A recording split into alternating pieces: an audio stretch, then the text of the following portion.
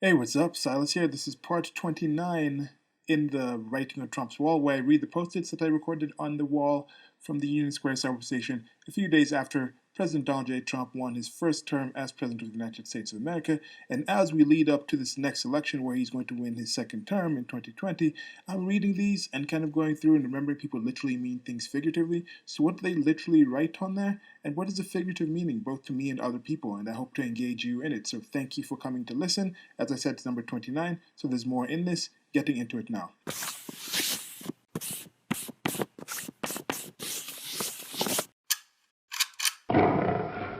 So open this up with a bit of current affairs. And right now, this United States of America and much of the world is still embroiled in some racial protests and things like that. It's swinging away from that back into the pandemic kind of messaging. But let's talk specifically about what's happening in the United States of America. Why is this racial tension being amped up this high? I think it's in large part because the Democratic Party understands that they need certain demographics to vote for them. And the Black American community has been one of the most consistent voters for Democrats in the recent years, specifically black females that vote at a 90 to 95% range.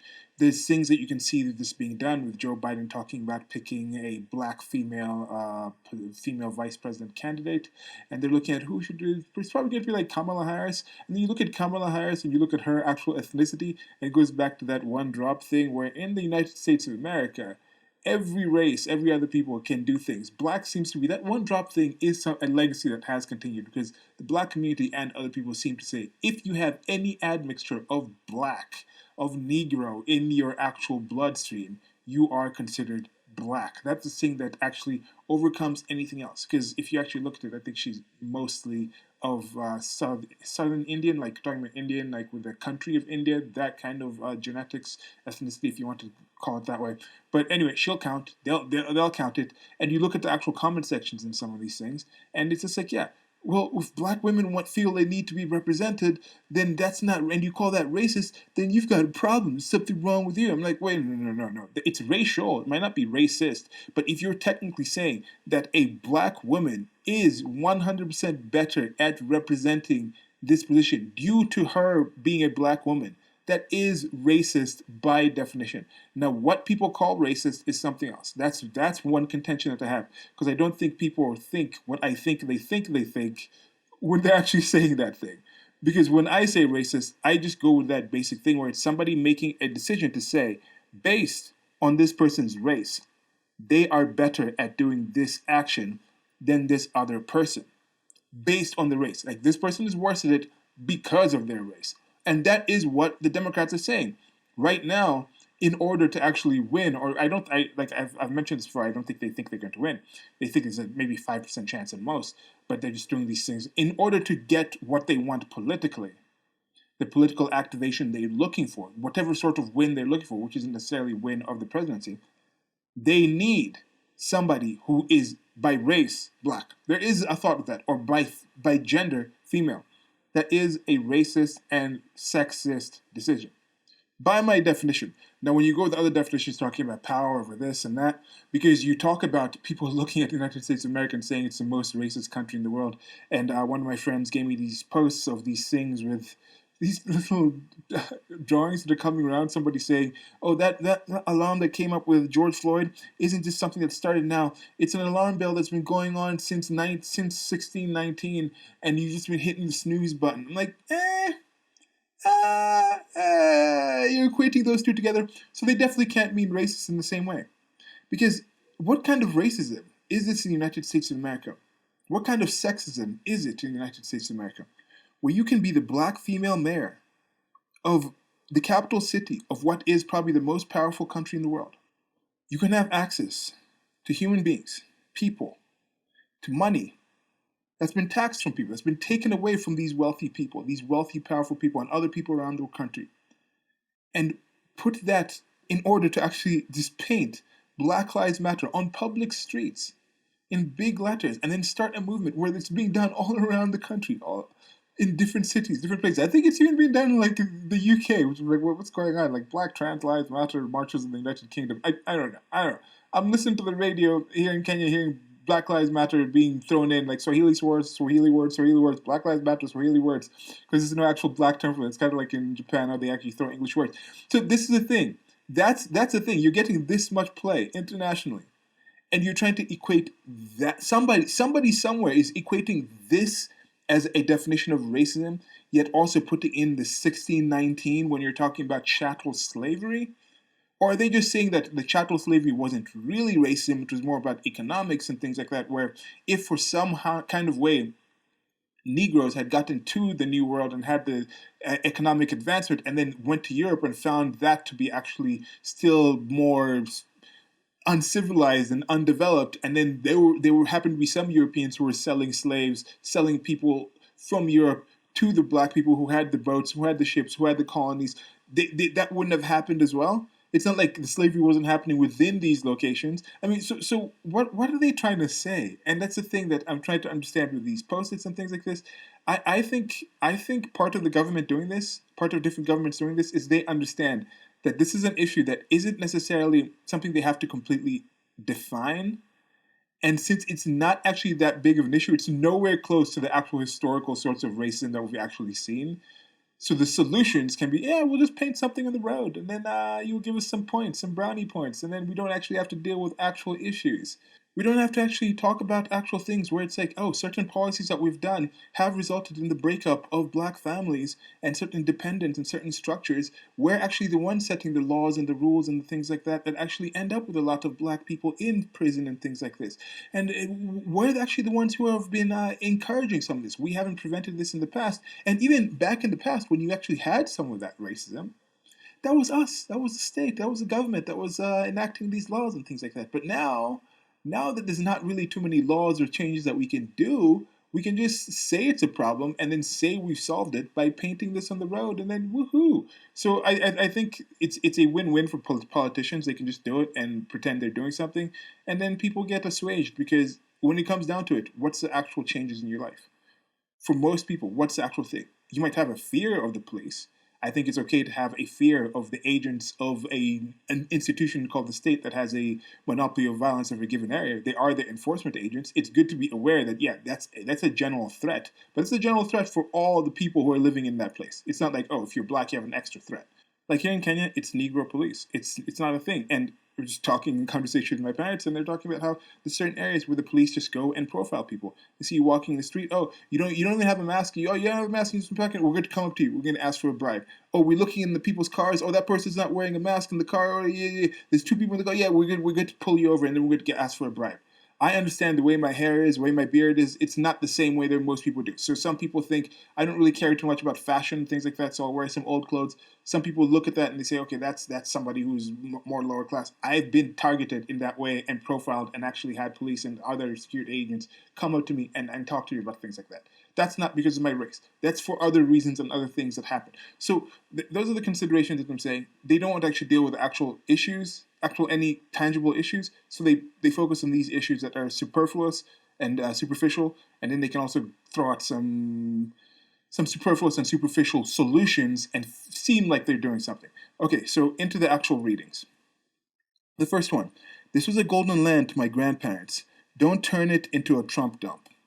Okay, so with this one, how is this person defining golden land? And would his grandparents, right now, I wonder if this person would talk to their grandparents about where their grandparents came from, the standard of living or the kind of life that was back then in that location. And would their grandparents still move to the United States of America today? Or maybe this person is a multi-generational. But I think when they say golden land, I think that is more over the travel thing. But let's say they are multi-generational.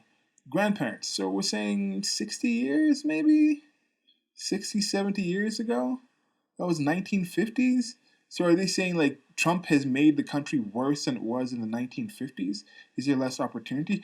This goes back to the current affairs talk I was talking about. What do people expect from the actual politicians? And I've asked this before. as I mentioned, with my support of Trump is the fact that he came in. He has been somebody who has helped break down the actual messaging and conversation. Part of it was this wall immediately.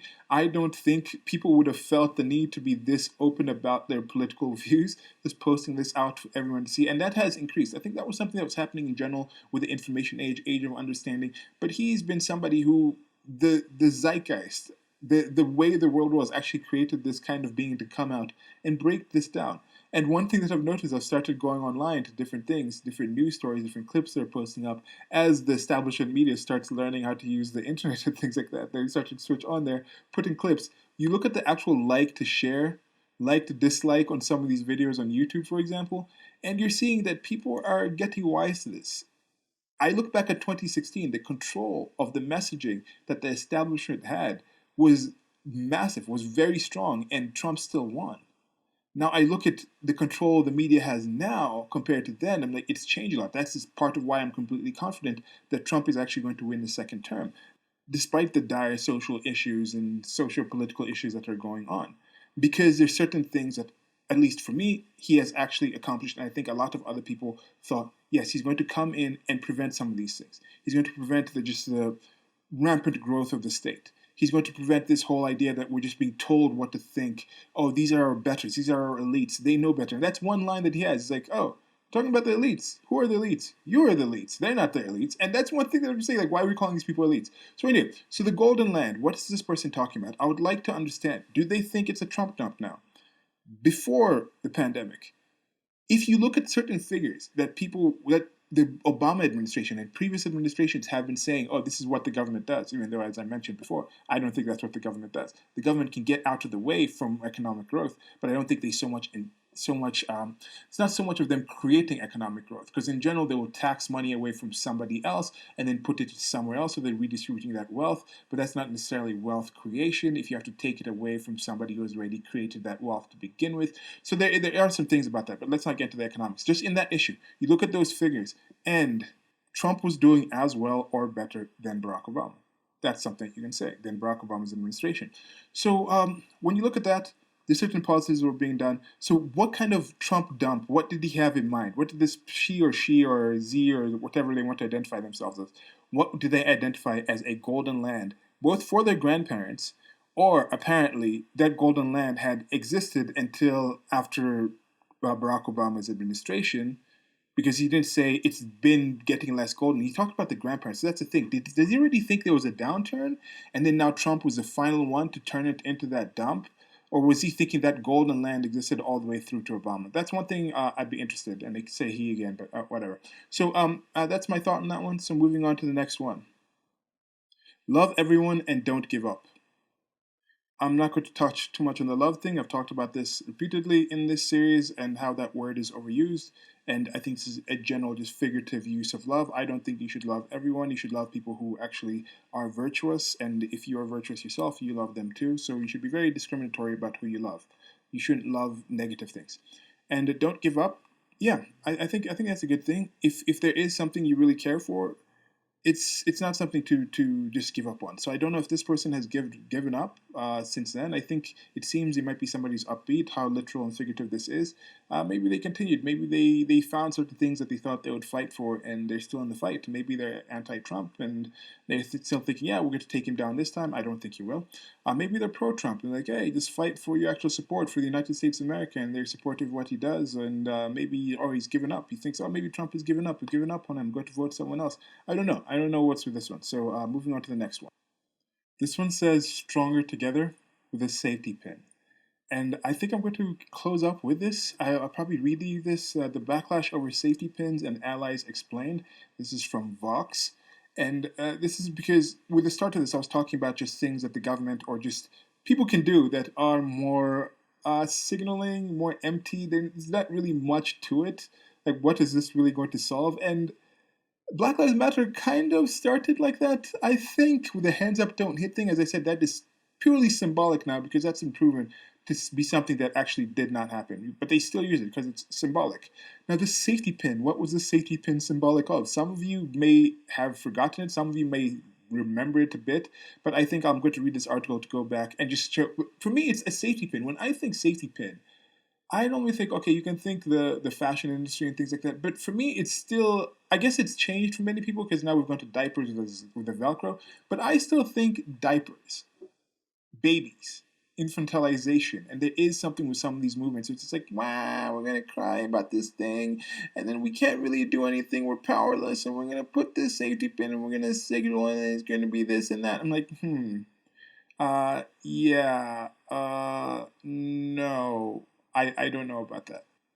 And again, these things are languages. They market to certain demographics. Maybe I'm just not part of the demographic this is supposed to market to, so I'm just not understanding it. I also talk about how people on the left are kind of memes, where they kind of live action role play the meme, where instead of just doing something, they live it, they act it. So maybe this was more just a meme trying to express something else that I just wasn't getting. But let's get to this actual article. I think I might just read the entire article. So this is from Alex Abad Santos. It's from November 17th, 2016. It says safe with the safety pins. So, eggplant, cilantro, theater kids, the world is full of polarizing things that humanity will never agree upon. Some of these emotions are irrational, while others are based in fact. Eggplant, theater kids. And the most divisive object in post election United States right now might be a safety pin. In the wake of Donald Trump's presidential victory, the safety pin has emerged as a symbol of unity, a way for people, regardless of their politics, to show that they're allies and to not stand for the kind of violence and abuse that has emerged and been reported on since Trump was elected last week. A slight pause here. This is not in the article. This is, again, part of my support of Donald Trump. The things that are reported, the violence and abuse. What do they mean, violence and abuse, first of all? Second, what is being reported? Is the report of the violence and abuse that is happening towards Trump supporters being reported anywhere close to as high? Right now, you had the peaceful protests while there was rioting and all these things. So, is that peaceful? You have reporters like Don Lemon be like, where does it say that protesters are supposed to be peaceful? I think it was Don Lemon. It might have been Anderson Cooper. It might have been Cuomo. It's the same thing. These are the same people, just put with different demographics. Like, oh, this person, this is our black version of this. This is our gay version of this. This is our responsible white ally version of this. So yeah, that's what they do. But they're talking the same mess. So that's the thing. That's the thing. Depending on how you actually message it, and that's part of why I was like supporting Trump, because look, that messaging is gone. Now we can actually see these things. We can see them say this is violence. This is not, because of the reason these people are doing these things. This kind of congregating is dangerous and get you catch this virus. This sort of congregating in your own office place is dangerous. But if you're actually out there protesting this other thing, that's not dangerous. So there's that thing. Okay, so back to the reading. Wearing a safety pin began as a gesture of kindness, but some people also see it as a performative bullshit type of slacktivism, arguing that it allows people to pat themselves in the back without actually trying to fix the problems that they say are important. The safety pin is now at the center of a national conversation about hate crimes, promoting the discussion about facile shallowness of white men and women and what good comes out of the backlash against such gestures of solidarity. How the safety pin became a symbol of unity. For many of us up until this week, the safety pin's utility was only realized in its absence. You rarely need them, and when you do, you can never find one. They're most useful when a button pops off your shirt, or, according to pop cultural imagery, to fasten a baby's cloth diaper. But they've taken on a whole new meaning in the week since the presidential election as a Brexit inspired symbol of safety, meant to convey that people who wear them are allies to those who fear or are experiencing Trump inspired racial and religiously motivated harassment and abuse. Cases of such abuse are seemingly happening every day. Again, a bit of a side here. Seemingly happening every day. Vox is sort of a news place, so instead of seemingly happening every day, can you just report, or can you say they aren't happening? Why put this seemingly happening every day? Are they happening every day? Okay, so here are some examples. In Minnesota, a school is investigating graffiti scrawled on a bathroom door that reads, whites only, and fuck niggers. At Wellesley College, Hillary Clinton alma mater, two Trump supporters harassed students and were escorted off the campus by security. Pro-Nazi graffiti has been spotted in Philadelphia and the University of New Mexico. At Villanova University, my alma mater, police are investigating a race-related campus assault involving men who allegedly yelled Trump while knocking down a black student at Ohio State University. And at Ohio State University, an anti-Trump protester was tackled and knocked down while trying to give a speech. As I mentioned before, this is What is abuse? What is hate? What are the things? How many of these have happened towards people who are supporters of Trump that were not covered? Is this seriously happening every day?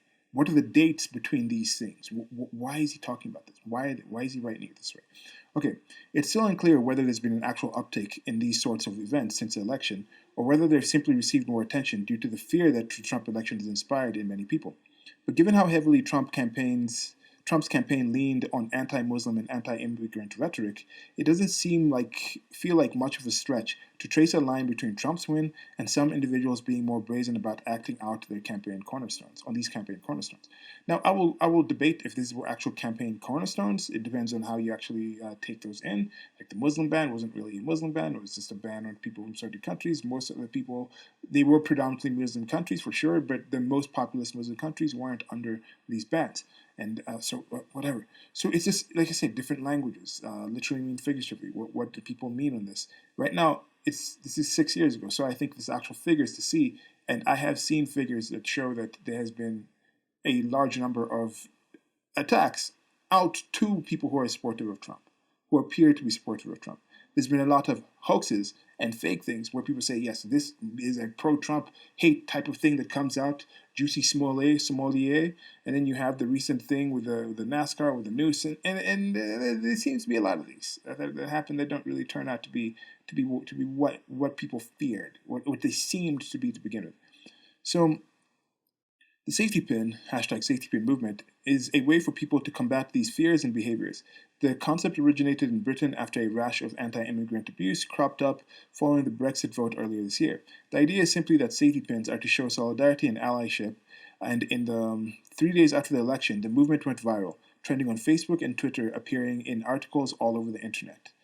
There's two more sections here. I guess I'll just read them. The backlash against the safety pin is a backlash against performative slacktivism. The safety pin movement isn't unlike others we've seen in the past. In the 2012's, like 2012's Stop Coney campaign, or more recently the Standing Rock Pipeline protest. They live online, are massively popular and trendy, and give national spotlight to their respective cases. But they also raise important question: how much good is actually being done? The best thing you can say about many of these campaigns is that they raise awareness. As the question pertains to the Stop Coney campaign, an online push to fight back against Ugandan warlord Joseph Kony, the warlord's organization is still, according to Newsweek, abducting children, and Invisible Children, the company that started the campaign, hasn't been able to disprove the claim that they benefited more from the campaign than anyone in Uganda. Related on this one, one of the people who's involved in that kind of had a mental breakdown. It was like on some corner of some street in Los Angeles or something, naked, and yeah, that was a mess for that whole thing. Okay, so with the Standing Rock Pipeline protest, more than 1.5 million people have checked in on Facebook to show their support. Initially, the idea was a bunch of people checking in would help camouflage and protect protesters in the actual site. But as the San Francisco Chronicle reports, in reality, the online gestures had little impact on law enforcement or the way they were treating or tracking protesters at site. They may have had an unintended consequence, however, spreading awareness of the protest to people who may not have been following the events in North Dakota. Yeah, I wonder what came of that. Okay. Of course, the safety pin movement is a little different from these other two movements. Declaring your support for curbing racism and xenophobia isn't quite the same as trying to eliminate a warlord or ensure a pipeline isn't built in North Dakota. There is no special alarm that sounds when someone decides not to be racist. There is no switch to just turn off someone's racist beliefs. And even if you wear a safety pin and it helps someone else feel safe, you may never know that's the case. But there's still a sense of accomplishment in wearing a pin. A sense that goodness, even if you don't see it, exists, and that seems to be the biggest gripe some people have with these pins. We don't get to make ourselves feel better by putting on safety pins and self-designating ourselves as allies, Christopher Keelty wrote for the Huffington Post. And make no mistake, that's what the safety pins are for, making white people feel better. In his column, Keelty pleads for his fellow white people to do better, and his sentiment has been echoed by some people of color. April Rain, the creator of hashtag OscarsSoWhite movement, told the Wrap that she thinks the concept is lazy. It really is not so much about helping marginalized communities and those who may be in distress, but instead for white people, often to identify themselves to other white people as better than those who voted for Trump, Rain said. Both Rain and Keelty get an important point. The activism has become a facet of one's identity. What we share on Facebook, Instagram, and other social media platforms, articles, cute cat gifs, videos we like, photos of ourselves, is determined by how we define ourselves and what want to be seen by other people. The activities and protests we support and don't support on these platforms function in the same way. But what separates our photos and cat gifs from protests and safety pins is that the latter two aren't about aren't about us or the persona we create online. They're about the cause, the racism, the warlord, the pipeline protest. And it's nearly impossible to communicate selflessness on social media platforms that are designed to be selfish and self promotional. A truth that is exacerbated by the fact that social media platforms are intrinsic to how millions of people communicate today. Okay, so before I get to the last one, just some thoughts on that. I don't think it's necessarily bad to be selfish or self-promotional. I think you should value yourself. Even people on the political left, they say, I identify as this, I identify as that. It doesn't matter what you call me. You have to identify me as I identify myself. Isn't that not selfish and self-promoting your own identity? That is a positive thing. And I think some things, so selflessness, this whole idea, what is selflessness? What is that? Why should you be selfless? No. Be somebody, as I said, don't love everyone. Value yourself, value certain virtues in your life, and hold on to them and promote those things about yourself. And then love the people who share those positive things that you also have in yourself. This whole idea of just being selfless is not positive. Selfless is how people own you. When somebody is enslaved, when you've enslaved somebody, there's no self there. They don't have the ability to actually be selfish, to promote their own self needs and self wants and self identity, because you've taken that away from them. You've taken their self away from them. They are less a self. So selflessness to me is a problematic kind of term. Okay, so now into the last section. Why I'm not ready to condemn someone for wearing a safety pin. When it comes to a successful social media activism, I'm reminded of the ALS Ice Bucket Challenge from a couple of summers ago, when people dumped buckets of ice water on themselves to raise awareness of amyotrophic lateral sclerosis, aka Lou Gehrig's disease. At times it felt dumb and performative, but it also raised a lot of money and awareness, which is in turn allowed scientists to discover a new gene that they believe contributes to the disease. It's unclear whether the discovery would have happened if the Ice Bucket Challenge hadn't caught on. One thing on this, I think, you see with this one, it's something clear. It's a clear positive. We can see this is a disease. This is something that hurts people. We're going to come in and we're going to do this thing to try and stop hurting these people. We're not making any political things and social things. It's an undefined thing. We just want more money for more research, for more healing. That is a simple equation that lots of people can get behind. When you talk about the safety pin, oh, it seems like this is happening. It seems like we can stop this. And then if we do stop this, this is how it's going to look. Those things are question marks. The politics of some of these other movements make the things a lot more difficult. Even with the pipeline, it's like there's jobs being made, we still use energy. Even if you were against the actual pipeline, are you in North Dakota, or are you somebody who's more benefiting from the wealth that's actually being created from having this pipeline? There are different things to go with some of these things. The Kony thing, that's like in Uganda. How are you going to tell? How are you going to tell if he stopped or not? Who is your Joseph Kony? Like, it just looks like a thing. So I think that's part of the question marks of some of these things. So let's see if we can get this done. Okay, the Ice Bucket Challenge is an ideal slacktivism success story, and it's worth noting that its performative nature was just one element that made it work. It didn't end with getting soaked after accepting the challenge. People also donated more than $115 million to the ALS Association, and the organization followed through by pumping that money into its research, as well as its patient and community services. Online social activism works, as those Ice Bucket videos have shown us, when it isn't the final step. And I think another key here, part of it, the final step, is who's the final step? Who's actually going to solve these things? As I mentioned, that one guy in the Kony thing, he kind of went loony and he had some issues. But in some of these, in the regular safety pin, who are you?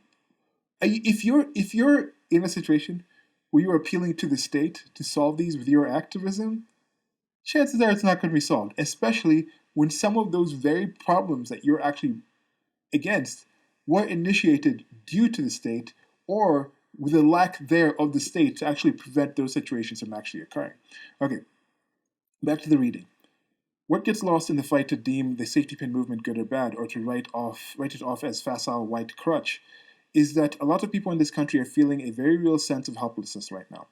Being disgusted by one human attacking another because of the color of their skin or their religious beliefs isn't partisan. Lots of people feel a very real need to speak out about these atrocities and fight fear, but don't know how. And if wearing a safety pin helps them start to do so, we shouldn't condemn them for it. I'd like you to consider not ruining something that could help this one vulnerable group just because someone misinterpreted its meaning or because it doesn't help that much greater danger you're facing. Film director Lexi Alexander wrote in a blog post about the importance of the pin to Muslim Americans. We are all afraid. The pin was never meant to fix institutional racism, and perhaps applauding it as a gesture, a start, a beginning, in addition to being honest about its limitations, especially to those wearing them, is the way to celebrate it. We should all be asking what else can we do, rather than acting like it shouldn't exist. Okay, so I think that was a pretty decent article. That was about the pin, and that's part of why I'm reading this. I'm wondering, what was the point of posting on this wall? How many actions have changed from it? I mean, was it just something where they felt there was a threat? Was that threat actually there? Has it been shown to be there? Do you think the threat has increased? Now that Trump's about to win in 2020, is the threat going to continue? Or were there certain things that were assuaged by you actually fighting and doing things that were more effective? Yeah, so that's just, I think that's it for now. Like, share, subscribe. I appreciate you taking your time to come listen to this. I think I shall just leave this as one long piece. I've seen the actual people. I don't know if I'm just titling these series not that well, but I've been having some decent interaction with the videos I've been posting, and some of them are getting high number of hits compared to what I've been getting, versus this series that doesn't really seem to be getting that many hits. But maybe I should try posting on BitChute or other platforms and seeing if some of this material gets more viewership. But I shall continue the series because it is something that is something positive for me. I'm enjoying actually going through this and trying to think through what people were thinking about as they were posting these things, and kind of give you an idea why I posted the Trump train to Magaland is for everyone, and why I still believe that, and why I still believe this Trump train is going to continue through to 2024 and the greater world in general. Till next time, goodbye.